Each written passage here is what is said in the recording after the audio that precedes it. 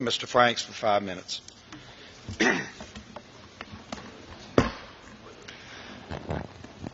Well, thank you, Mr. Speaker. Mr. Speaker, the First Amendment of our Constitution gives us this precious freedom of speech that we so cherish in America. Contrary to the heated debate in public opinion, we are, in the United States, rarely facing the kind of persecution that necessitated this great protection. So I rise today to shed light on the abridgment of freedom of speech that is often widely discussed, but that few Americans ever have to endure.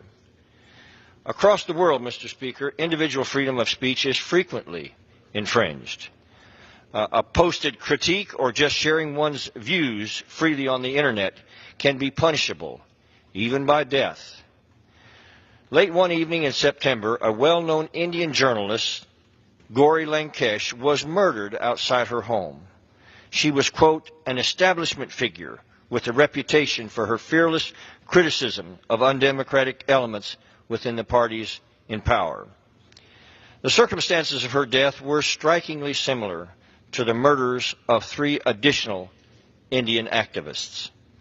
And just weeks ago, another of India's most prominent political journalists, Professor Kancha Ilaiah, known for critiquing India's caste social order, was threatened by a Hindu member of India's parliament.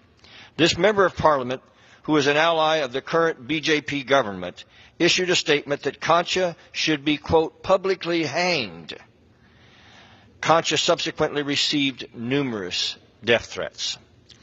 These threats had significant effect.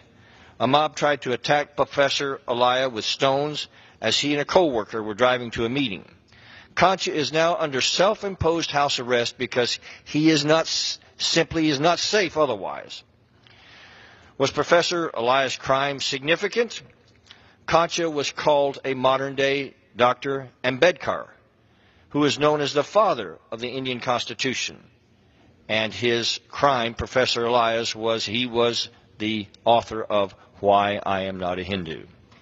A recent translation of his 2009 book, Post-Hindu India, is what seems to have sparked the threats against him.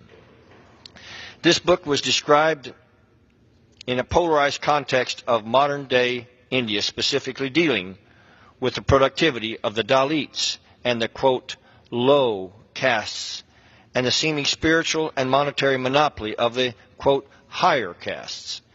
These critiques became even more relevant in India's current agrarian crisis, the resulting farmer suicides due to hopelessness, and the massive joblessness due to the demonetization and economic slowdown.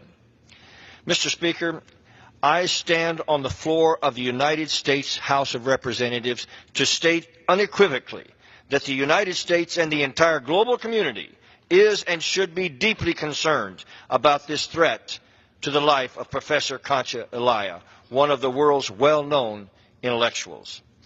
Our trusted ally and friend India is better than this, Mr. Speaker. Professor Kancha Ilaiah's right and freedom to speak should not be infringed, and his protection and that of those like him should be of the utmost priority to the Indian government. Now, I'm able to express freely this viewpoint because we have freedom of speech in this United States of America, Mr. Speaker. May we remember at what cost and for what purpose we were given this priceless freedom. Thank you, Mr. Speaker. I yield back. Gentlemen,